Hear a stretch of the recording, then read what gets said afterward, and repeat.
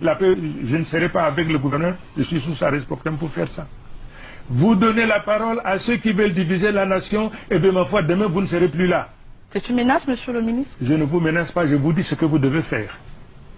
Ce n'est pas une menace. Mais vous devez comprendre qu'à donner la parole aux sécessionnistes, je fermerai votre télévision.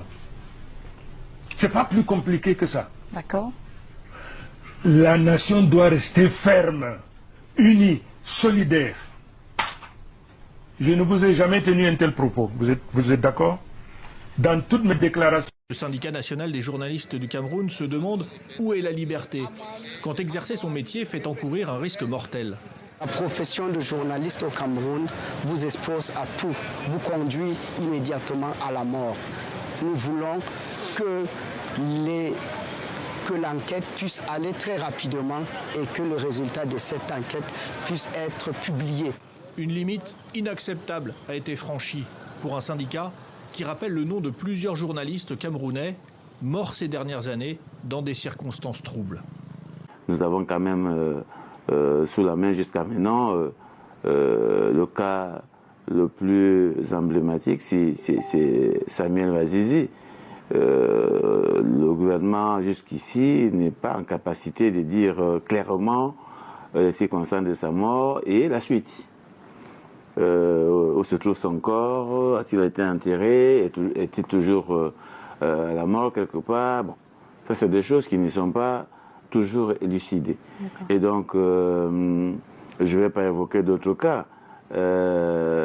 Comment il s'appelle? Pochuta a été arrêté, torturé, battu, relaxé. On n'est pas toujours capable de nous dire qui l'a arrêté. Donc, non. Je suis désolé, mais moi-même, nous-mêmes ici, on a souvent été des victimes. Alex, il n'y a pas longtemps, sa voiture a été cassée en plein aqua. On a pris son ordinateur, il a saisi la police. On n'a toujours pas de suite. On va dire que ce n'est pas le même cas.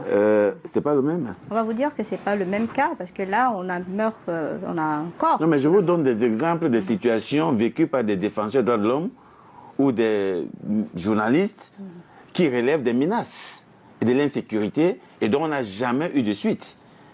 D'accord? Donc, on ne va pas attendre qu'il y ait mort d'homme.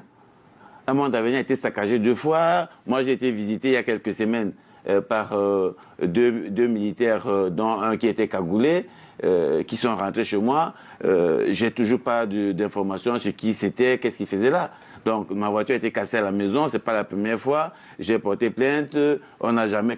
Alors qu'on sait, comme nous dit encore Nathanaël, quand la police, le renseignement veut avoir un résultat, ils ont le résultat.